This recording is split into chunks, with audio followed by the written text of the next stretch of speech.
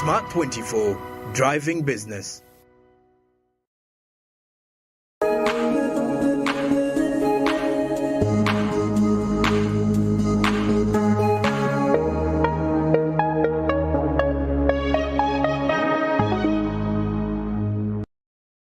Welcome yet again to another episode of Women in Business.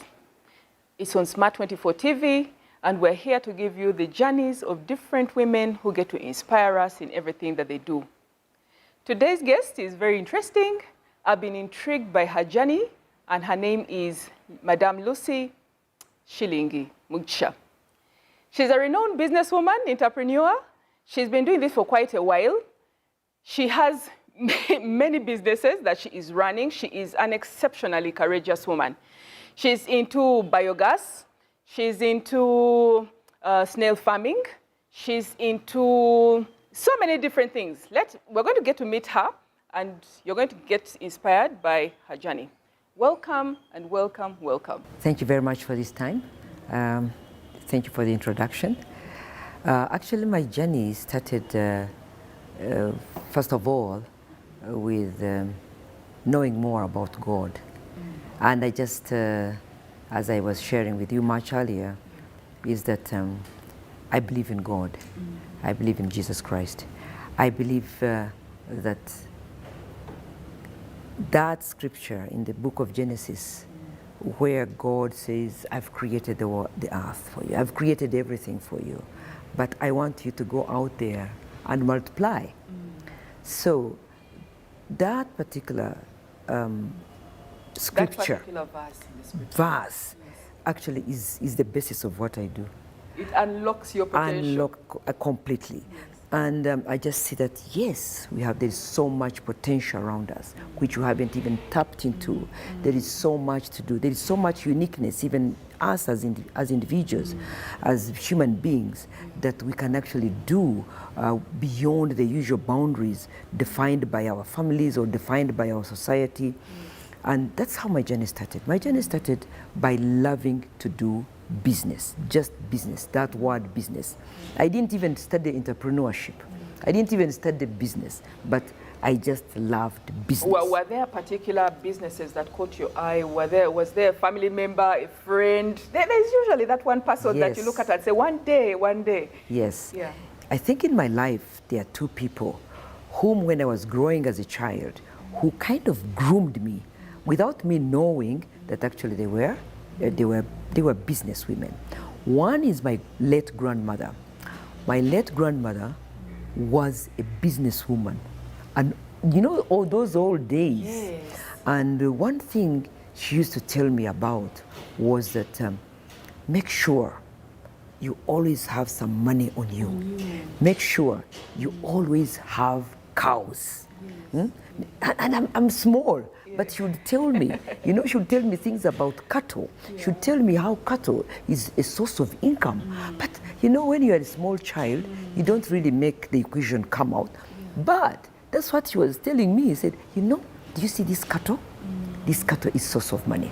She would tell me how to keep money in a very crude way. Not even in the bank. She didn't even have a bank account. Just tell us part of that crude way But we like to know those stories. Exactly. I would see how she used to keep her money. And her money, she had a very big kind of... The belt. The belt, yes. And that belt was made from cloth. But it was like a pocket-like belt. So whatever money she would make from her sales, from people, her children coming and giving her, friends giving her, she would actually keep packing in her belt. Yes. Her belt. Yes. Now, that belt, she would dress it up. Yes. Whether day, whether night. And at night she would remove it. She knows where she has kept it. So time came as I was growing up, she would show me. Now, I started growing up loving how to make money as a woman. Because I saw her, she was a woman. So the more I grew, I started appreciating her. I said, And we would also listen to her stories on how, how she would make money through the sale of cows. She was a cattle seller. She would sell cattle from here to there. She would sell ghee. Which area? And that's Toro. That's Toro. Yes, Toro, yes, Mwenge. But, you are learning all this and you're appreciating all this, and she's teaching you. I think the basic thing at that time, she was teaching me how to keep money, to save, which in English we're calling it saving, which again in the banking language you're going to say, take your money to the bank. But she never had the bank account at those times. But she was a bank on two legs. Exactly, and she had learned. And there were so many grandmothers like that. Exactly. There were so many grandmothers like yes. that. Yes. So that grooming then went into my mother who also passed away. And I started seeing my mother really taking off from my grandmother's ways of doing things. She would make sure she's saving money. She would make sure she used to have a small restaurant.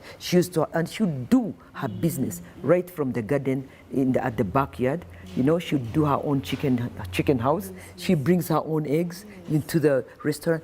And I could see her saving, but putting it back into business. Saving, put it back into her business. And those two people really inspired me. And I kind of go back at times and think through them. I said, this is why it is important to learn the value of money at a very young age. It's why it's important to learn how to do business, how to do business. When I remember my late mother, I don't think even she had the books to write in, but she had everything to do with her figures in her head. She would know how much she has removed, but for her, she used at least a bank. But why? Why? Listening to you and also the other women that have been, on different episodes on women in business, there is that grooming, There's that inspiration, that mentorship that started from way back. But why is that misconception still there that women are supposed to stay away from money? It's let the boys actually handle the finances. Why? But we get to see generation after generation that these women were actually actively involved in saving, in investment, and this they got to pass down on to you. Why? Why is that misconception there? I think the misconception is coming in again to gender issues in the families and the gender roles, and that conflict between the male and the female, unfortunately in some homes, it has affected the woman's capacity. The mom I'm talking about with her husband, who is still alive, he was a very enabling factor around her, and she would leave her to do her business because she came in from a business perspective from her mother, and her mother was doing cattle business, was doing ghee business, and again it's all around which environment is one staying in. Yes, it's true. Many women out there have suffered, cannot go to their capacity of making money. They make money, the men take. But to me, I'm very lucky because I haven't seen that. I haven't gone through that. Even when I got married, to a much more trained person, a high-level person who was an engineer, civil engineer, he never asked me, how much do you earn? He never asked me, if we don't have a joint account, where else are you saving your money? Not at all. So that is the liberation. Personal, I'm saying, I am very lucky that path, I went through it, and I have not had those kinds of confrontations.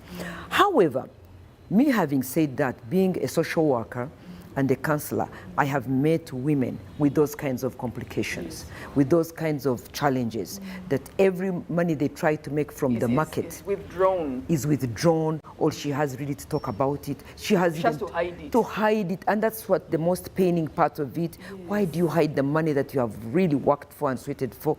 The women really go through a lot, that things to do.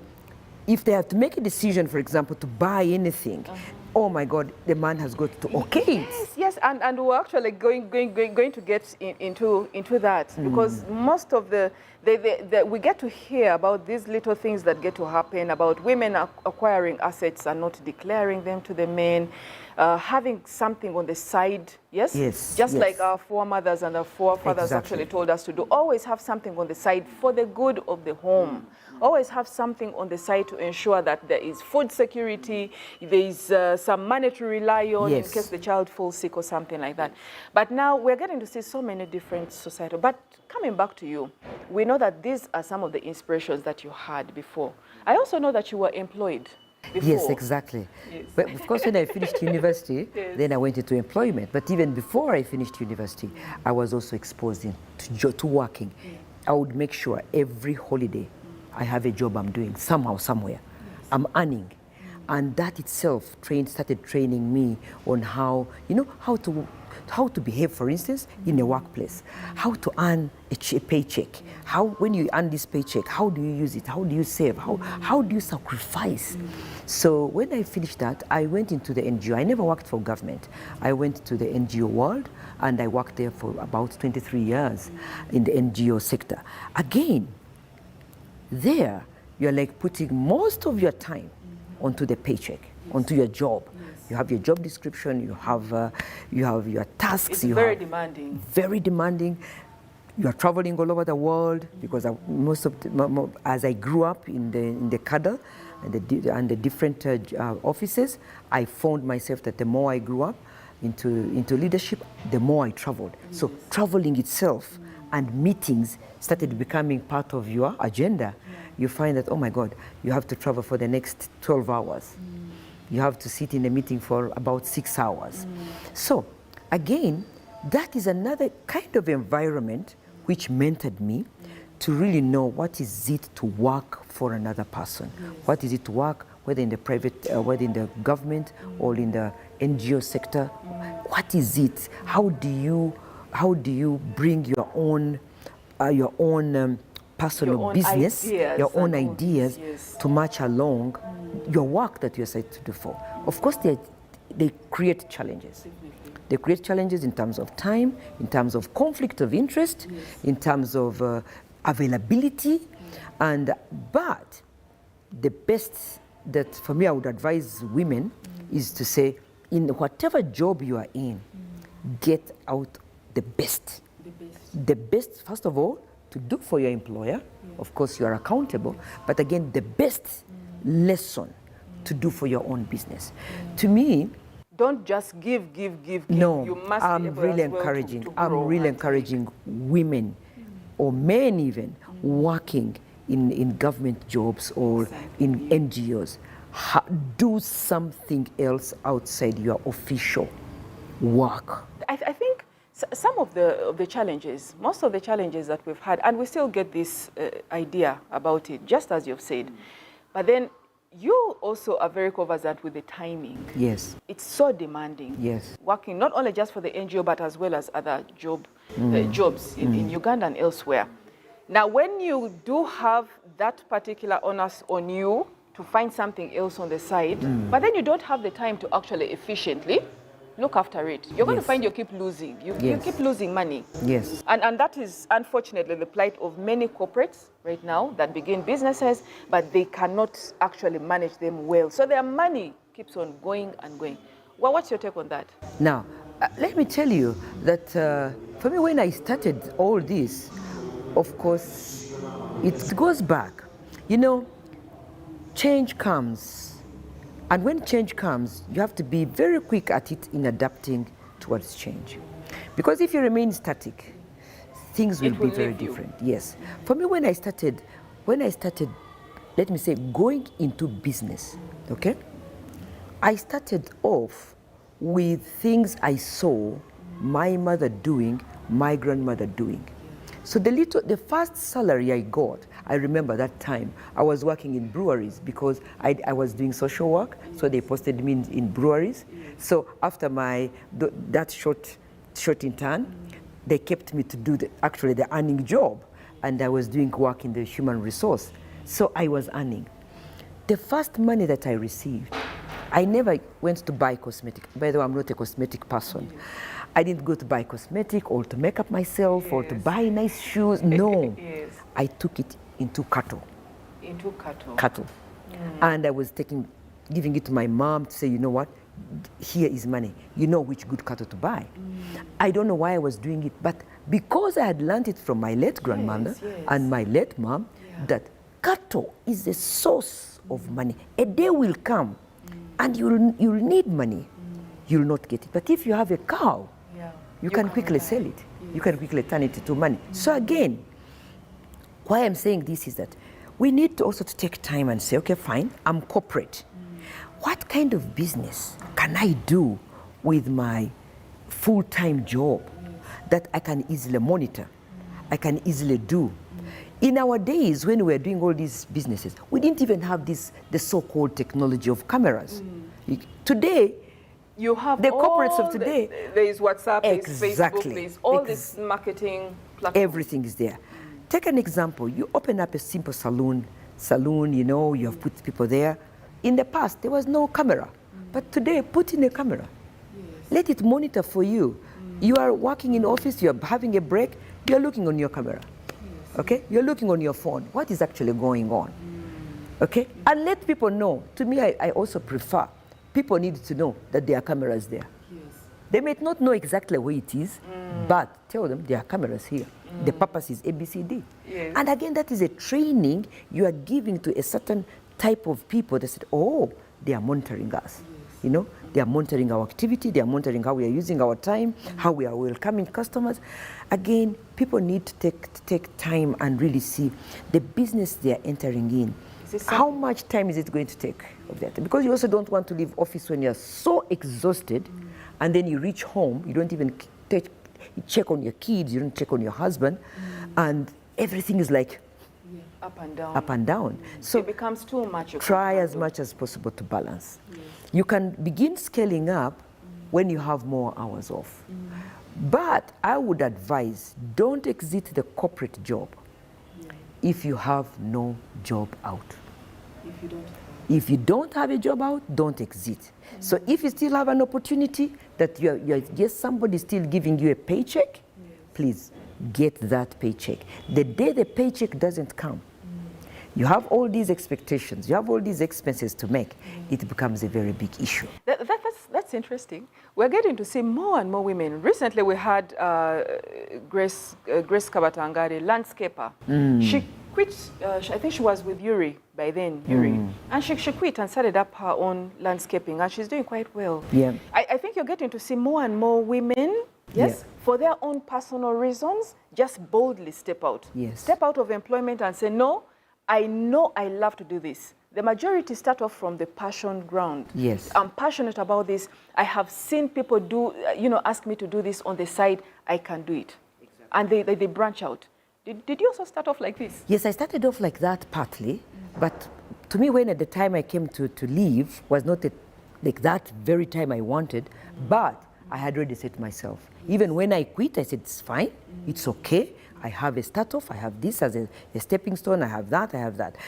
You know, there is quitting when you are prepared and quitting when you are not prepared at all.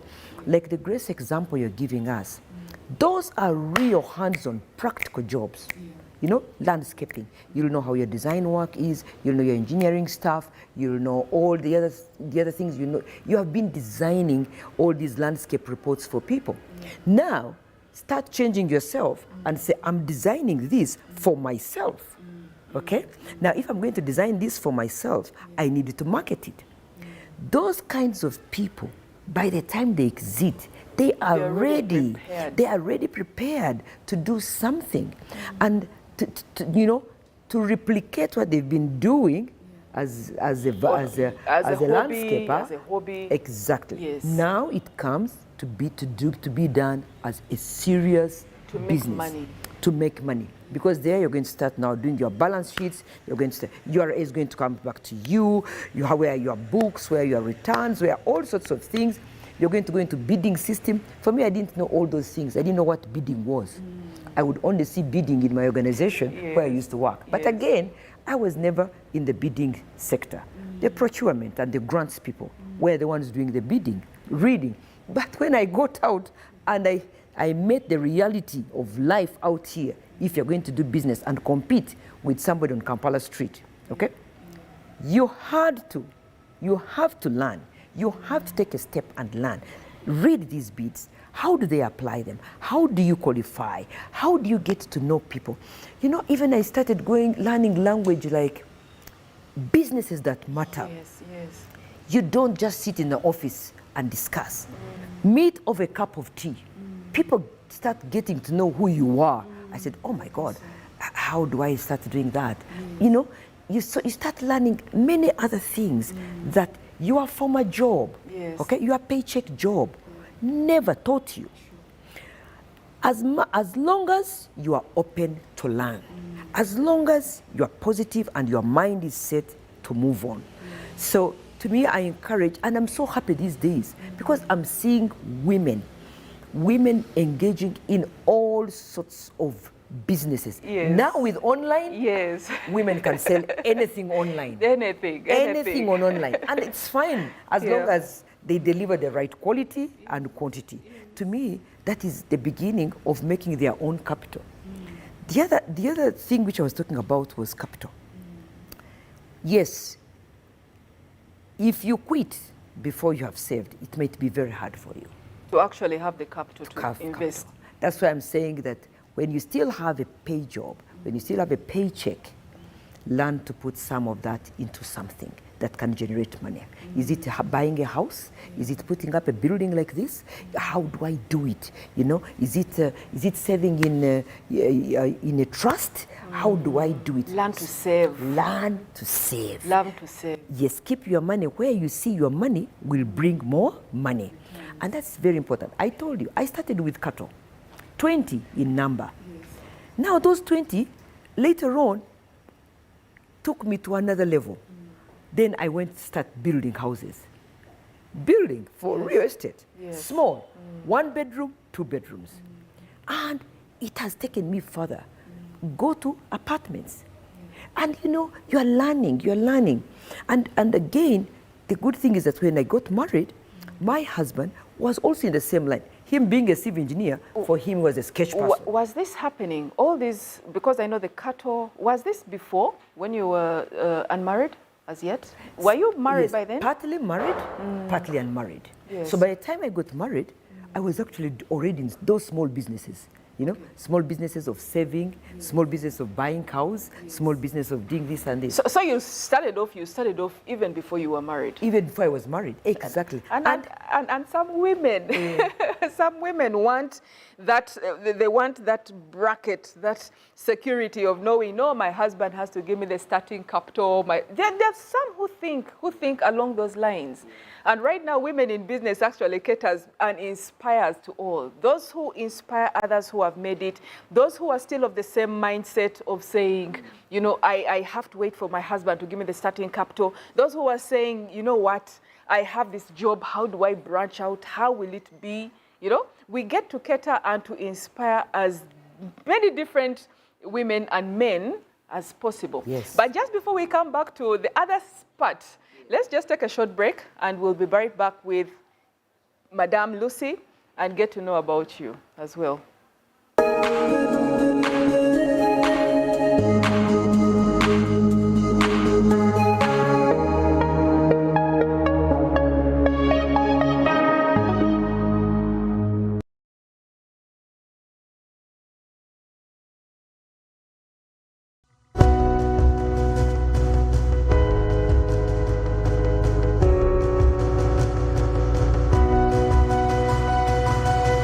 Smart 24, driving business. It's super fast internet. Oh, it's a super camera. It's a super battery. Phone battery full. Yeah, it's a super deal. Get the Capote Super from MTN now at a reduced initial deposit of only 49,000 shillings and pay the balance in Pola for as low as 833 shillings per day. Grab this Super Capote deal this Christmas and get 2 GB of free MTN data every month for 8 months. Get the Capote Super now from any MTN shop countrywide. Everywhere you go, MTN. Regulated by UCC. Body of Mr. Namdi Wokiji was found at a beach house this morning. When was the last time you saw Namdi? At the party. Did you notice anything strange about last night? Are you taking money from my mother for this wedding? Shouldn't be looking at that. Ichi killed my son, and I want the world to know it.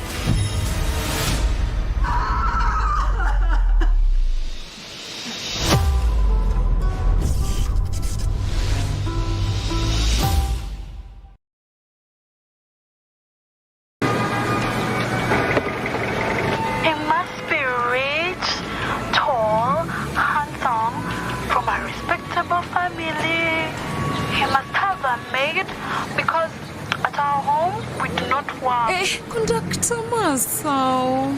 Why? Obadde olobye ku ssimu? Yamunange, anti your TV enkolera. Enjoy a new world of entertainment with over 80 TV and radio channels, plus movies from wherever you are. Download the GOTV Channels app from your app store and enjoy 30 days of free streaming with MTN. GOTV Channels.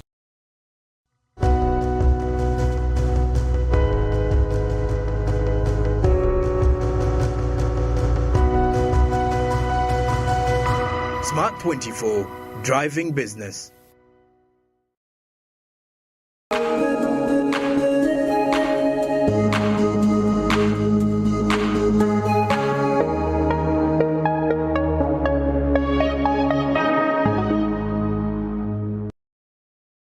Welcome to yet again the episode Women in Business.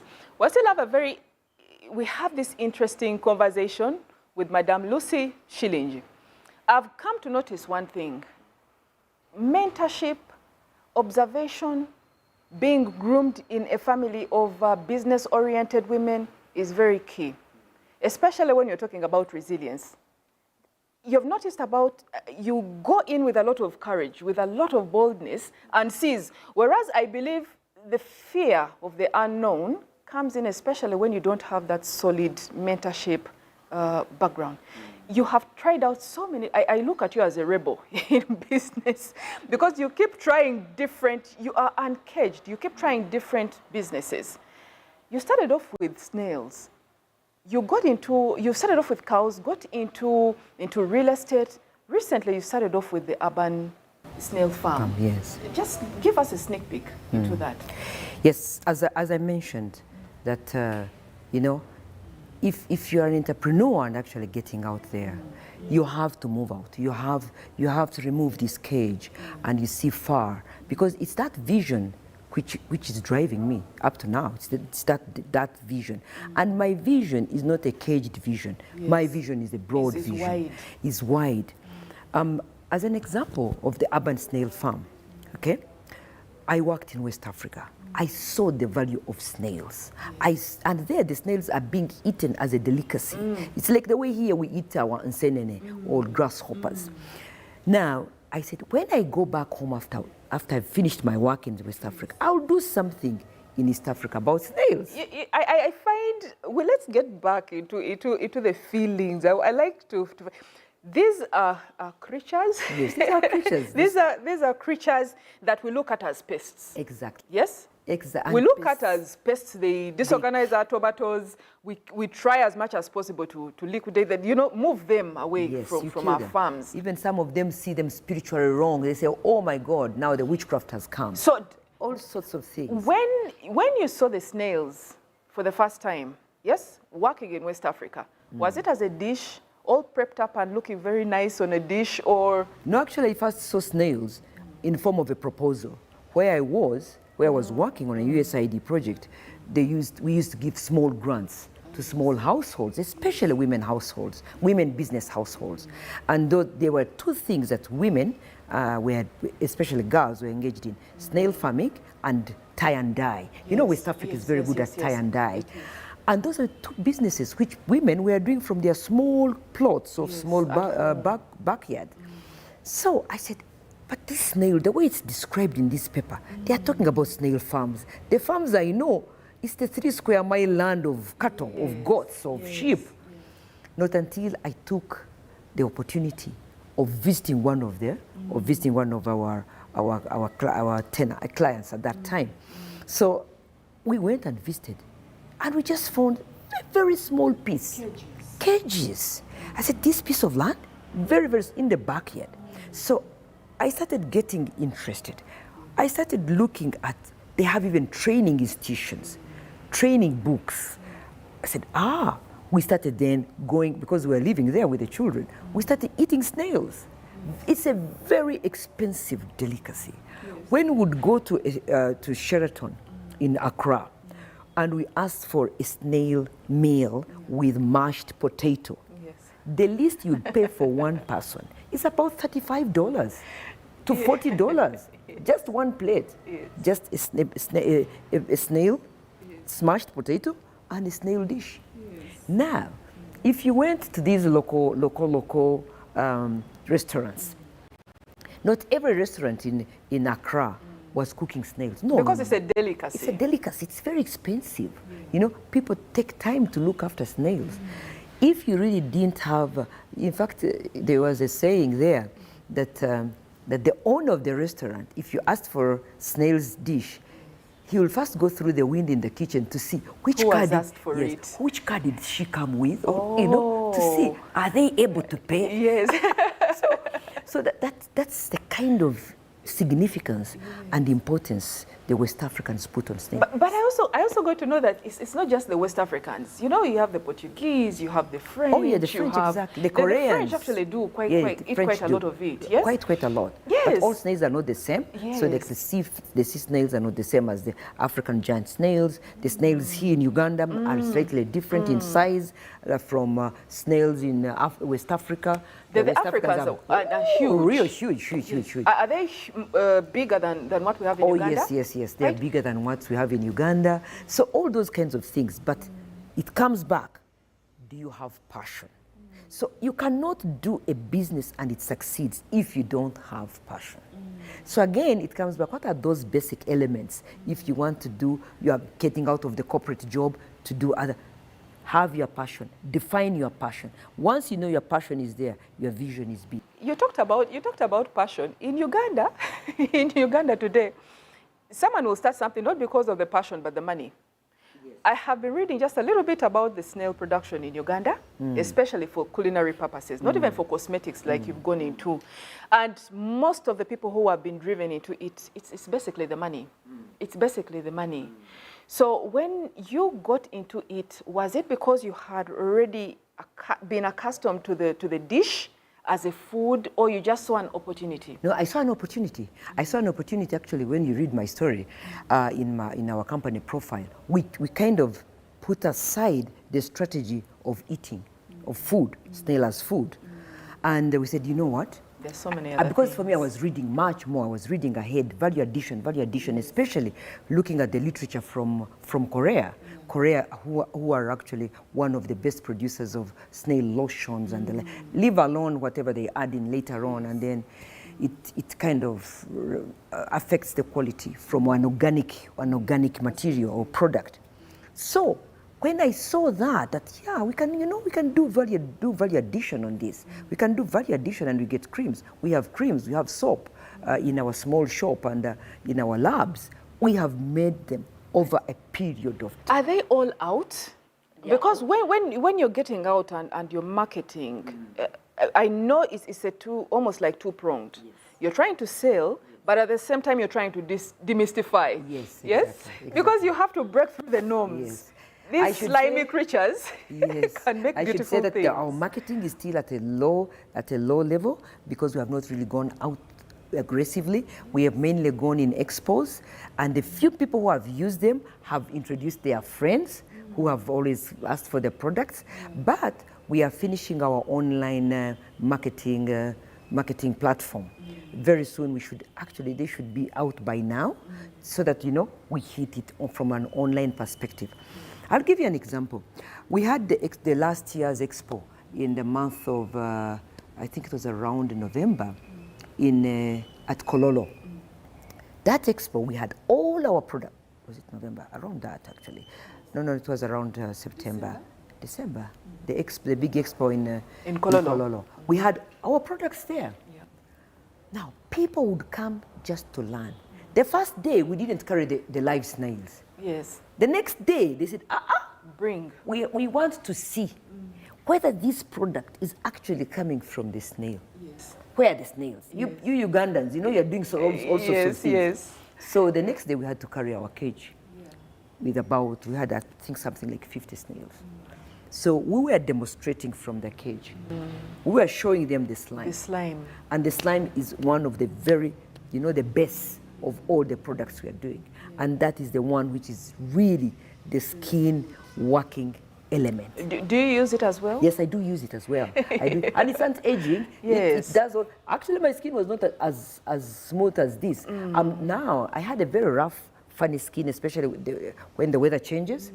While all the other parts of my skin would be very smooth, but I had a very rough face. So I would actually, I've been using soap and lotion. So you can actually testify that. Yes, I'm testifying. Their results. Exactly. And we have also stories or testimonies from different users who had different skin issues, skin problems, but again, they have come up with these stories, said, oh my God. We have also men. There's a gentleman who had a problem with something eating the hair. And today, the hair has grown. And is part of our testimony. So again, it comes back to say, let's go on. However, it becomes, that's why I'm like saying, is it passion? Is it passion? Is it money? Is it interest? At times, they are all together. They are all integrated together. But again, knowing that, at times at times I don't even think about the market, but I'm thinking about what next product, what other product can we get. For example, there is the whole product of pharmaceutical. From the snail products. I noticed. We haven't even touched it. We haven't touched it. You see, what fascinates me is that it keeps growing. The urban snail farm keeps growing. It's the food, culinary. Then it goes off into cosmetics, which you're already making and using. Then it goes off into the pharmaceutical side of that. However, in Uganda, we've had so many, and it's not only just Uganda, it's I think also many different countries. We get this sort of like the bubble. What is currently there, Is it soap making? Everyone will rush to soap making, make as much money, and then they go to the next. Then what else is it? Is it piggery? Is it mushroom? It's still soap making? So, however, for you to continue to diversify, it's not a bubble for you. No, it's not. It's not a bubble for you. Actually, for me, I've diversified, but in a very integrated way. I'm not a type who will just do, even actually when I was still working in the NGO world, they used to call me that woman who is a multitasker. I will never do one task, but I would try to see if there are 3 tasks to do, solve them out, and then you go on and do something else. So I look for the areas where integration really makes sense. For instance, now, whatever waste is getting out of the snails, we're putting it into biogas. As a it's not waste, but it's wealth. So those are kinds of things that we are really reading and finding out more, and again, continuous learning. Because if you're going to keep just passion for money, you lose out. Because once the excitement goes low, and then the money doesn't come, you ditch it. You ditch it. But then you might be missing another step which you hadn't actually found out. That would actually make you more money. Exactly. For me, if today I got the right technicians to sit in the laboratory and we do the pharmaceutical part of the snail product, it will take us. But there are so many other incubators, maybe not necessarily with snails, yes? But there are so many others, especially within the agricultural scope. Then there is Yuri, they are all there. Yes. And there is also, I know there is quite a vibrant West African, society. I don't know whether it's just for food. I don't know. The number of the West Africans whom I have on my network. It's just for food. Have come to, please just give us snails, not cosmetic. Now, when I tell them that I'm sorry, I have snails, but I cannot sell them as food as of now. Oh, because now we have gone into the low mode, just because we want to produce more snails. Because now, if you eat all your snails, you don't have the raw material. Yes. So we need also to balance our equation. But also, just to get into this is very interesting for me, especially. I hope you're having an interesting time as well. Yes, please. You said you kept on, as the opportunity came up, you kept on branching out into all, so that you have a coherent train. Yes. You have the snails, they produce the refuse. Yes, you get into, they produce the slime, you get into cosmetics, they produce the refuse, you get into fertilizers, into biogas and all that. We also do know that in mentorship, business mentorship, there is quite a lot of need to conform. And if someone sees you getting out, if a particular mentor or even friends say you're branching out into 1, 2, 3, they think you're spreading yourself thin and getting scatterbrained. Yes. Have you had that? Yes, I've had that even at, you know, the financial support you get at times, because Microfinance Support Center put for me some start of funding. They kind of got worried, said, but you know, we don't fund research. But you know, that's another challenge. Yes. If a government is looking for value addition, and you're not going to do research, and you're not going to fund research, then how do you do value addition? How do you tomorrow stand and say, you know what, product X actually comes from this animal? Why? This is the process. You take them through, they see it. So you have to go through a research. But first, this is why we love to talk to women in business as well. Because we know that government really is all for research. You have the matoke, yes, to take care of all the matoke products and turn them into flour and actually get to export them. You have Uri there making wonders, you have this and that. But however, there seems to be a gap. Yes. Yes, now and that is the gap you're talking about. Yes, now the gap I'm talking about are those new things people have never heard about. So, you know, the first time I talked about snails, people looked at me and said, are you sure she's okay? Yes. From where, snails? And, you know, we need to do more reading, we need to do more support. But I was so lucky that Microfinance Support Center, they were the few individuals who saw it, who knew it, who had traveled in other countries. They had really seen value addition. Again, it comes back to changing policy. You know, when you have a policy which is looking, supporting, like I'll just give an example of women in business, supporting these women with very unique business, okay? But there is a fund which they should compete for. Make it easy for them to compete for it. If it is a unique and new business, don't ask me for example, returns 10 years of the 5 years or 10 years back. No, this is a new idea. You get it? So the criteria for selecting me for this fund should not be based on should not be the old stereotype. You know, you have to have criteria 1, criteria 2, criteria 3. That's what we are actually arguing for. That can there be adjustments in some of these criteria policies, especially where we are inventing new things, okay? And people are building on new ideas. If it has failed, they have tried. At least they have a report for you that, you know what, we tried step 1, step 2, step 3, we didn't go further. To me, that is not failure.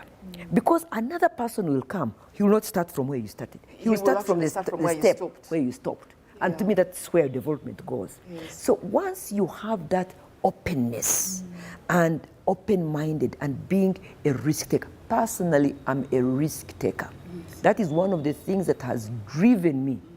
Take that risk. I know at times the risks are big.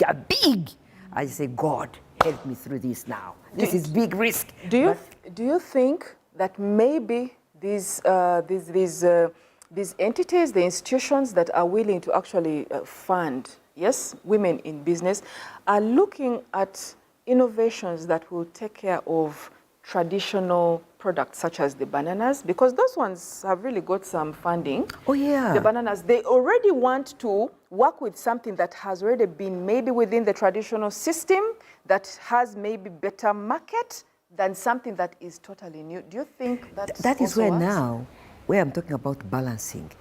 What we have now are people looking at some of the tradition. You know, our old seeds, you know, our old banana plantation or the banana plant or what? Yes, but there are new things coming up because we are in a learning world. What we need now is to have people who are making important decisions have a mindset change. That yes, we are going to meet new people. These are very new ideas. Let us think through them. Let us not grade them like any other ongoing business. This is new. What about when they're looking for the security?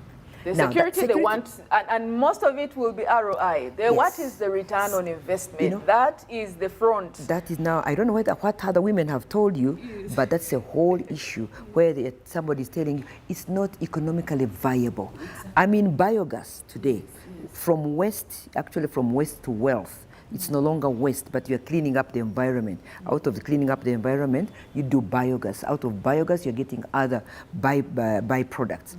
But somebody said, you know what? Biogas is not an economically viable business because you're just getting biogas to do your own cooking. So where is the money there? So these are some of the things that we need innovative thinking. And people to review those kinds of initiatives should be another set of people. Yes. Another set of people, maybe with a different training, maybe with a different mindset, and the way even they look at the whole concept, let them be very positive. Yes. Let them be very open-minded. Personally, I said, oh my God, a day an opportunity will come, and I sit on that kind of committee, okay? Just to make people think differently. Yeah. Say, look, if this is innovation, give it time. Let us test it out. But there are so many innovation hubs these days. There are innovation hubs, but innovation they're still around cocoons. Yes, they're around still our cocoons within the things. traditional. Yes. Now, new things which are not even defined in there. Yes. For example, the snail. Yes. The snail is even not in our. Actually, Minister of Agriculture tells you, go to Minister of Tourism. Yes, really? Yes, because they exactly don't know. Yes, where to classify it. Yes. Okay. Yeah. Now, I'm talking with UNBS. UNBS is saying, you know, we don't have those kinds of standards. We have to work with you to set the standards for the product. Like a pioneer. Yes. So which is okay. Yes. Which is okay as long as there is somebody who is ready to support that. So that's what I'm trying to talk about. Now, when it means funding, yes, any new idea needs money. It might be not small money. It might be big money. It might be just getting people to work with you. Remember, with your crazy ideas. Yes. People are coming to work with you. They don't have the same vision like you. Exactly. If they get frustrated and they see these things are not working tomorrow, they say, Madam, we are leaving. We are going to look for other greener pastures. They go. They go. Now, then you have to all over again, train others. All over again, train others, bring them on board, work together, start admiring the snail, how it moves, how it feeds. Remember, this is also an animal. Some are dying, some things are happening. You know, the other day we had red ants. We don't even whatever happened, and we had an attack of red ants, and we found so many snails dead. That is money. Lost. Gone. So those are some of the things said. How do you groom a team and you come up together? So it comes back again. How many are risk takers in your team? How many have a passion? How many have the bigger vision? Because also when you employ other people, they also have their own visions. So how your visions and not only just the visions, but the needs as well. The needs as well, exactly. And they may say that this is a project which is bringing in money, attracting donors, but why can't we also get bigger salaries? No, you might not get a bigger salary, but you may say, look, let's work until that time. Then we'll see how we start breaking even. This conversation from the very beginning has had, normally we systematically want to find out, okay, the inspiration, the challenges, the opportunities. Yes. But we keep finding that every stage you're at has its own challenges. Yes. The challenges with are they acceptance actually? Yes. Not even just acceptance, but the standards, the structures within. And then you also have the manpower problems. Yes. You have the norms with that. Is that something that helps you actually diversify? Because you're into now, I know it's part of the coherent chain of what you're already doing, but you also have, you're also into real estate, you're into welding, you had studied something with welding as well, and you're still growing because it's limitless for you. Is it part of it to cushion the uncertainty? Yes, it's part of, actually during the COVID time, especially COVID-1 and COVID-2, yes, we learned a lot. We learned a lot that, you know what, anything can change. Anything can change, and you just realize that the business tracking that you've been doing very well can go up in smoke and just go and just like that. Just like that. You know, we never used to be, I was actually fully concentrating into smart agriculture, into snail farming, and real estate. Yeah, yeah. I was never into manufacturing of sanitizer, of ionized water, of vim and scoring powder, Yes. or jihol, or All bleach. these different No. things. But when the conditions changed and everything closed down, COVID. because of the COVID, and people had to stay where they are, Yeah. unless you are engaged in ABCD kind of activities. I said, God, just give me the wisdom. What do I do? Because I said, God, what do I do? What do I do? I just close down everything? Yeah. What do we do? And just go say, do what others are doing. Yes. Just the lab you have set up there, and the people you have in that lab, they are scientists. Yeah. Let them go.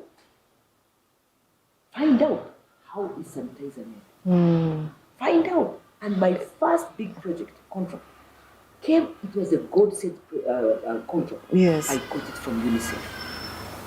UNICEF. Sanitizer. There was a bid. We took the step of faith. Yes. We competed. Yes. And we passed. And this was something that uncharted waters. Completely. Uncharted waters.